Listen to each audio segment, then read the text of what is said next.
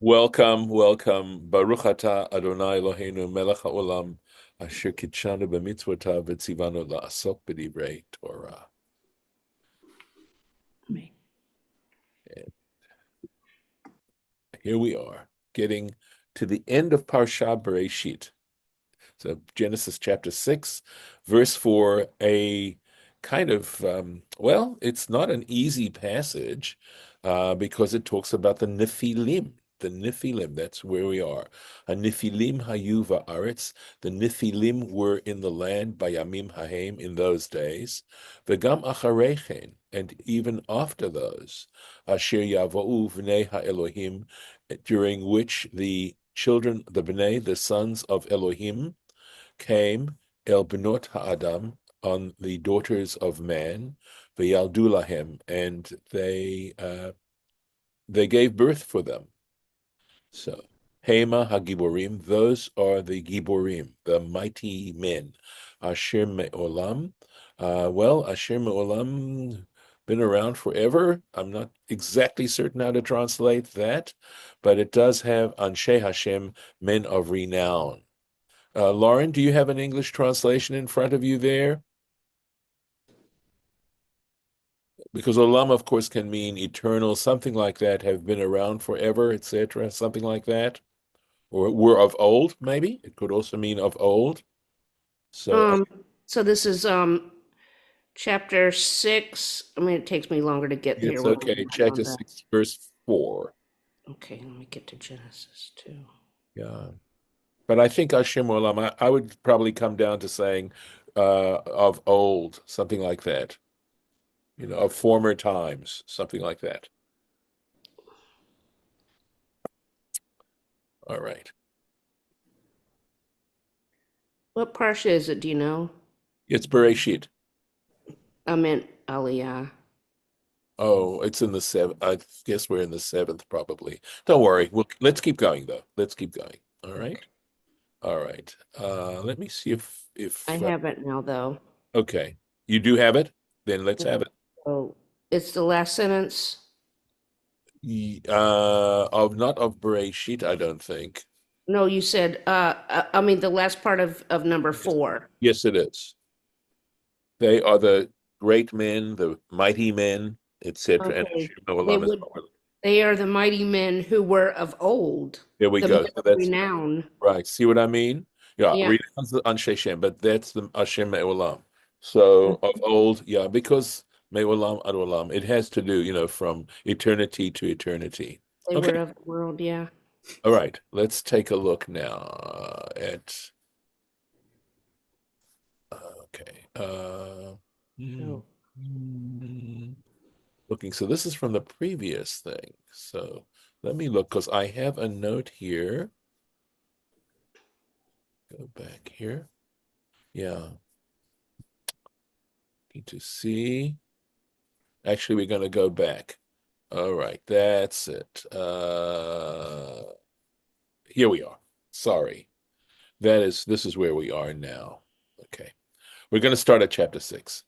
So sorry. And all the interesting stuff I had yesterday, okay. Vahi ki hechel hadam larov al pnei adama. It was when man Hechel began to multiply on the surface of the earth. Uvnot, and daughters, Yudulahim, were born to them. Okay, let's see okay, there we are. Here's the Torah Temimah. Ki Hechel, right? Tanya, we have again an early source. Vahi ki Hechel Hadam Larov Begomer, and that when man began to multiply in the etc. Uvnot Yaldulahim, and the daughters were born to them. Rabbi Yochanan, these are great Amoraim, later Amoraim, Amar. Okay, so Tanya here must just simply mean a teaching. It's unusual because normally I think of Tanya, as I've told you before, as referring to Mishnaic times. So Rabbi Yochanan, and here we have Reish Lakish, right? They're two famous interlocutors mentioned throughout the Talmud. who are constantly, and there's a lovely story behind Reish Lakish, etc., and his relationship to Rabbi Yochanan, which I'm not going to share now, but at any rate, I probably have shared it before. Rabbi Yochanan's opinion is Ravya Ba'a La'olam, multiplication, Ravya, that's Larov, right? Um, came into the world. In other words, many children. They had many children. Reish Lakish Amar, however, Reish Lakish said, Meriva Ba'alo Olam. You see, they're playing on the word Larov, right? So Meriva is quarreling. Quarreling came into the world. And we're going to see, he's going to talk to us about it, right? La rov al bnei Adama. So what exactly, when man began to, does it mean to multiply? Are they playing with this word here? Okay. But we'll see exactly what's going on here. Shnehem, the two of them, that is Rabbi Yochanan and Reish Lakish, medaikim itur halashon. They're actually, okay, they're looking, okay, and taking a special note of the apparent the duplication of language that is in the phrase uvinot yaldulahim. In other words, he's going to explain, right, that this additional phrase uvanot yaldulahim and daughters were born to them is it really a necessary statement, right? It's one of these classic ways of interpreting the Bible where you take a verse that doesn't appear necessary, and precisely because it doesn't appear necessary, and I believe this approach to the language is called pleonastic, right? That this phrase is not really necessary, and for that precise reason, it has some additional information to provide us. And that's the additional information was, according to Rabbi Yochanan, the fact that people began to multiply tremendously and playing on the rov, okay? And Reish Lakish is saying Meriva. And we're going to go into this quite a bit. Delachat letachlit mekuvan, right? Because for the simple meaning, in other words, for the basic meaning of the sentence, meaning that the population, there was a major population expansion, right? Hayad dai lichtov. It would have been enough. It doesn't necessarily. Vahi ki hechel hadam larov. It would have been enough to say that that man began to multiply, right, to expand. V'lachein darshu, and for this reason, darshu halashon, they interpret this expression, uvanot yoldu lahem, that daughters were born to them, besmichut al lashon ribui, in some connection, that it's connected to this expression ribui, the rov. The lavad shenitrabe bichlal min ha'adam, right? Because it says that besides, I believe, beyond the fact that the species of man became great, it multiplied tremendously. Ut nidrabe bazeh, that the idea is that there was also a multiplication Sheyoter min hanoldim hayu nekevot. The implication then is that there were more females than males born. So that's the first interpretation of that. Does somebody have a comment? Okay, all right. Bezeh ribui kaful. So it's a double. In fact, there is a double kind of multiplication. There's something expanding. Ki ish echad, and he says because one male, one man, yachol lisa nashim harbe, he's capable of at least from a multiplication standpoint to marry many women. The imkain, and if this is the case, berabot hascharim, if there were many males, right? If there were more males than females, I believe he's saying, right? Ein ribui betolda. They wouldn't necessarily be an expansion of births, right, of generation. There wouldn't necessarily be any more extra people being born, la'atid, right, in the future. I think la'atid nosaf al mashehu ashav, necessarily more than we're right now. Okay. Now, I'm going to tell you right off the bat that I have some problems with this because obviously women are capable of bearing more than one child to a male, right? But on the other hand, if there are more females, right, and since a man can marry more than one woman, then obviously the amount of expansion of population will be even greater. So that much I understand. But the way he's expressing it now, I'm a little bit confused, all right, or puzzled, let's say. But he goes on to say, Ya'an, because ki et hanekeva yisahu, okay, I think because if the woman he would marry, right, he haya efshar, it would be possible. Let's see what is going on. Lahaskarim shabalam lisa ota. Right. So he's again, I'm not sure I follow his logic here, I confess. And if any of you have a better sense of what's going on here, I'm happy to hear it. Right. And certainly if you happen to be watching this lesson, please feel free to send me a note. Right. Right. So Shiba Olam liyasa ota. So he says, for the males in the world to marry her. Okay, now it's just we're talking about, let me make sure we've got the right place here. Yeah, sorry. Fine, I want to go back in here and see, right? Yan means because, right? Ki et hanekeva sheyisahu, he would marry. Haya ifshar lahaskarim lahaskarim shebaolam lisauta. So he must say it would be impossible. They would not be able to marry her, right? Masha ein kain keshenolda nekeva, which is not the case if a woman is born, if a woman was born. Az nosaf riboy nikar. So at that point, there would be a clear expansion of population, ma shelo haya batchila, what which would expand way more than originally. So I think the real point is that if only women were, if there was an equal number of men and women born, then the expansion of population, let's say that no matter how many children a woman is capable of bearing a man, clearly if a man marries two women and they're also bearing all these children, it's going to be considerably greater. Kima sheteled he, right? Because that which she gives birth to, lo haita yechola chavirta lemale, right? In that case, in other words, whatever she gives birth to, this seems to be her companion, right? Her female companion would not be able to fill.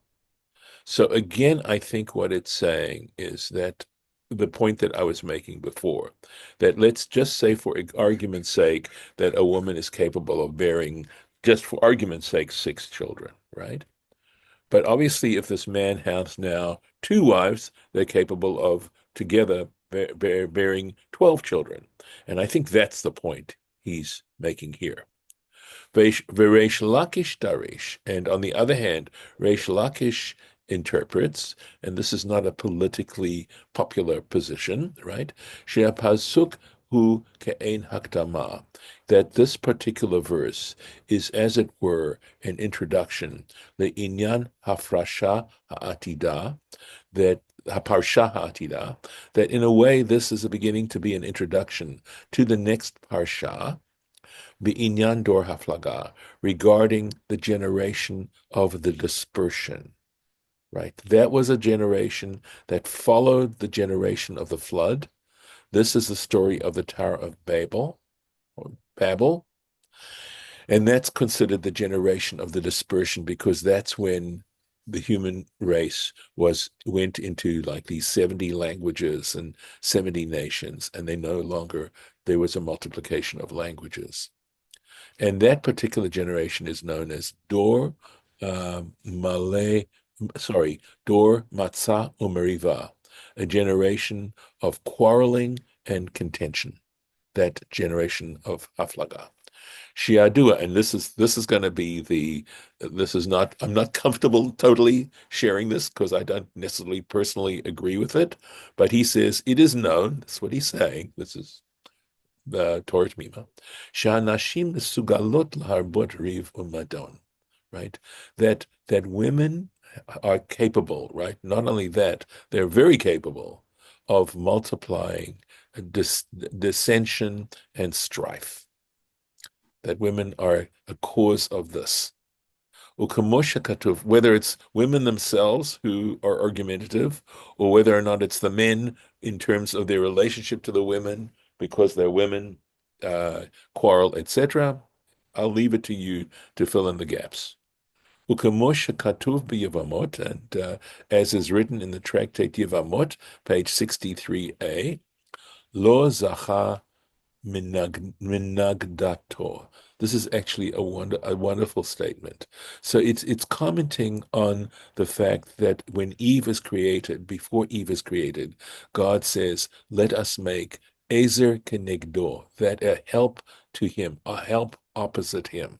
And this Yevamot quote is saying that if he is a worthy husband, she will be a help to him, right? She will complement him in together, but kenegdo can mean opposite, to oppose him, and is lozacha. If he was not worthy, she will oppose him. Okay. Ukemoshe katuv b'machloket Korach, and again, this is written in connection with Korach's rebellion against Moses later on in the book of Numbers. Shehanashim siya'u lahamachloket, that the women were helping with this rebellion.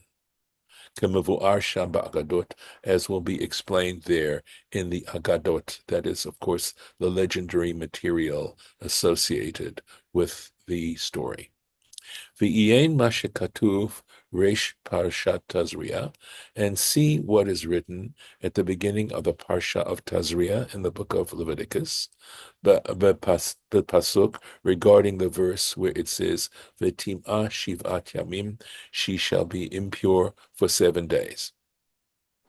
So that's that particular comment. All right, let's take a look here. See if that's it there. All right. So this now is on Vayeru. So let's, okay. Vayeru v'nei ha'Elohim et bnot ha'adam, and the sons of Elohim, right? Of God, if you want to say, right? Although it's not necessarily God as we understand as Hashem, but we'll see. There are various interpretations, and in fact, Rashi interpreted several types of ways in which to understand this already. Ebnot Adam, they saw the daughters of man. So we're talking about powerful people. Kitovot Hena, that they were goodly. So you can define however you want to, goodly, right? Beautiful, attractive, etc. Vaikhulahem Nashim, and they took for themselves women or wives, Mikol Asher Bacharu, from all that they chose.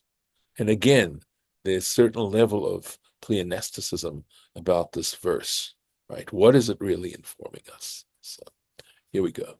Vayiru begomer, right? They saw. Tanya, another rabbinic teaching. Amar Rabbi Yosi, said Rabbi Yosi, Dor Hamabul, the generation of the flood, lo nitka'eh, right? So I believe it looks to me like nitka'eh, right? Did not show arrogance, right? Ella bishvil galgal ha'ayin. The only reason they showed such arrogance was because of the eyeball. In other words, it's saying they saw, right? They looked and they then desired, right? Shedome lamayin. The eyeball resembles water. Shne'emar, as it says, Vayeru b'nei ha'Elohim, so it says, the sons of Elohim, or these people, saw, right? They saw et b'not Adam, the daughters of man, ki tovot hena, that they were goodly. Vayikhu lahem nashim mikol asher bacharu. This is, of course, it's a straight quote of the verse, right? They took wives of whomsoever they chose. Lefichach, and for this reason, danotam b'mayim. They were therefore judged with water. Their punishment was with water. Shedomeh legagal ha'ayin, because it resembles the eyeball. Shne'emar, as it states, and this is, of course, Parshat Noach, Nivka'u kol mayanot tahom. All the wells or the springs of the great deep were split up. Tahom Rabbah means the great depths. Va'aruvot hashamayim, and the windows of heaven, niftachu, were opened. This is from Sanhedrin. Some explaining here. Ritzonolomar. So first of all, the eyeball and water, right? Ritzonolomar, shemayim novim mimayan, because just as water wells up from a well, katan kamo ayin, from a small well, kamo ayin, like the water. In other words, the fact that our eyes can shed tears, water coming from it. Lefichach, and for this reason, dome ayin lamayim, the eye, ball of the eye, resembles water, umayim la'ayin, and water to the eye. So we have an answer to that question of why they're making that connection. Okay. V'Iyein Yoma, he says, check out the tractate Yoma, Samach Vav, it looks like, Bet, so that would be 66, the B side of the page. Darish Hamila Azael, and they interpret this word Azael, Sheberosh Parsha Acharei, right? So excuse me, not Azael, but Azazel, right? They interpret this word Azazel, right? The scapegoat that went to Azazel, and they interpret this word Azazel, Sheberosh Parshat Acharei, which is at the beginning of the Parsha Acharei Mot. We know that that's the Parsha that talks about the ritual on Yom Kippur. Shemechaper al Maaseh Uza va'Azael, that the reason why this goat is why it references Azazel, that it atones regarding the act involving Uza and Azael, two names. Upiresh Rashi, and Rashi explains Uza va'Azael, that Uza and Azael, Malachei Chabalah, they are destroying angels. Shiardu la'aretz, that came down to the world, into the world, bimei Naamah, during the days of Naamah, achot Tuval Kain, the sister of Tubal Kain. So this is sort of getting into some of the more mystical elements of Genesis. For Alehem Ne'emar, and regarding them, that is these two angels, Ne'emar Vayu B'nei Elohim, the sons of Elohim, saw. It's referring, these B'nei Elohim are referring to Uzzah and Azael. Now, again, this is very, very suggestive, etc., but I'm not going to go into trying to interpret it at this moment. I have a lot more thinking to do about this as to, what is the underlying meaning. But anyway, let's just keep going with the major text here as much as we can. Hey Mahamalachim, right? They are, in other words, referring to Bnei HaElohim, the sons of God, is referring to angels. They're sometimes referred to in that way. Epenot Ha'adam. So these two angels saw the daughters of man. Ve'retzono lomar, and what he wants to say, what he's trying to tell you is, Shezeh HaSa'ir, that this particular goat, and by the way, goats represent, again, sins regarding immorality. It also is a direct reference to the goat that Joseph's brothers slaughtered and in which they dipped his coat and then showed it to Jacob. So the sa'ir as a sacrifice is deeply involved and connected to sin offerings. So this particular goat, mechaper al ha'arayot, that this goat is to gain atonement regarding immorality, sexual immorality, ad kan leshono, up to this. This is the end of the quote. Okay. Ulefize, and according to this, it parish hemshech haktuvim, right? And according to this, the continuation of the text, as the text contains, we can understand Vayiru b'nei Elohim, that the sons of God saw hamalachim, referring to these angels. Va'achar kach mefaresh hakatuv, and afterwards, Scripture explains mi hem ki. Sorry, it says mi hema, right? Bnei Elohim. It then explains who were these Bnei Elohim, Amar, and it goes on to say the verse that we actually started this lesson with, HaNephilim hayu ba'aretz. So these Nephilim refer to Uzzah and Azael, right? Klomar ele shenafnu mishamayim la'aretz. In other words, referring to those who fell from heaven to earth. Hayu ba'aretz, they were then in the land.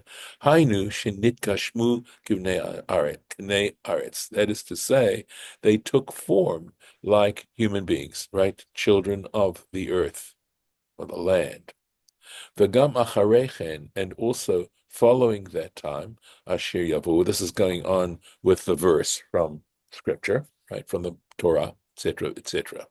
Vayaldu lahem hema hagiborim, and they were born to them, and it says hema hagiborim. These were the mighty men, asher me'olam anshe'em. Remember, we were playing around with this verse, right, from of old, men of renown. Klomar, that is to say, af zar'am acharehem, even their offspring, following them. Hayu giborim, they were powerful, umitsuyanin, and outstanding, shebivnei adam, amongst human beings. Ya'an, right? Why? Because sheba'u miyasod ba'alei guf mitsuyan. That is because they came from very outstanding Ba'alei guf, physique, right? People of physique, kemuvuar, as is explained. Vehine mevuar meforash mizeh, and from this it becomes extremely clear, right? Shebnei ha'Elohim, that this term bnei ha'Elohim, ka'e, it actually is referring to hamalachim, the angels. Kain meforash, and it's so explained. It's then a similar explanation. Mefurash is given by Zohar in the Zohar. Al hapasuk nefilim hayu ba'aretz. Right? That's on this verse that refers to the Nephilim that were in the land. Elu Uzzah v'Azael. It says in the Zohar that it refers to Uzzah and Azael, Shiardu mikudushaton, that they went down from their sanctity, right? Etc. And even so, he's saying, if it's way above, this is beyond us to understand, right? This whole thing is just really hard for us to understand. Lahavin bichlal, to understand it all. Inyan hitkashmut hamalachim, the fact that angels took an actual human form. Vezivugam v'holadatam, right? And the fact that they were able to consort with the women, and the fact that they gave birth. This is really, he's saying, right? This is very hard to understand. Ach kiyadua, but one thing we do know, shonim hayu bichlal darchei hateva, that in general, the nature itself, right, the natural order was different. V'habri'ah bereshit usad holam, and also creation at the beginning when the world was initially formed. So that much we can understand. And for this reason, we shouldn't be overly surprised, right, regarding these very strange, right, miraculous elements of nature by Yamim Haim in those particular days. So, I mean, one thing that's lovely about it is he tries to be truthful and also admits, that this is, to try and understand as best as we can. Ve'ech shahu hine mefurash kain da tagamara, right? And how it is explained here, Kain Da'at HaGemara v'HaZohar, the opinion of the Gemara and the Zohar, Shebnei Alim Shebekan Hem Malachim, that these Bnei Elohim here mentioned are referring to angels. Aval, however, the Midrash Rabbah Khan, in the Midrash Rabbah of Genesis, right, Khan, here referring to this verse, it states, Rabbi Shimon ben Yochai Omer, that Rabbi Shimon ben Yochai says, Bnei Elohim Elu Bnei Dinaya. He says that Bnei Elohim refer to sons, in other words, he's referring to judges. In other words, he's saying it refers to human beings, right? This is what it sounds like, that he's simply referring to human beings that had exceptional power, right? Klomar, b'nei hadayanim, meaning the children of the judges. Al Shem, and how do we understand this? Hakatuv, there is a strict scriptural verse in Parshat Mishpatim where it talks about the Nikrav Bal Habayit El Elohim. It says the owner of the home should draw near to the Elohim, and there Elohim refers to Shahadayan, because the judge mechune betor ze kenoda, because it's well known, right? And when you study this, that the term Elohim can also refer to human judges. And that's how Rabbi Shimon Bar Yochai understands this.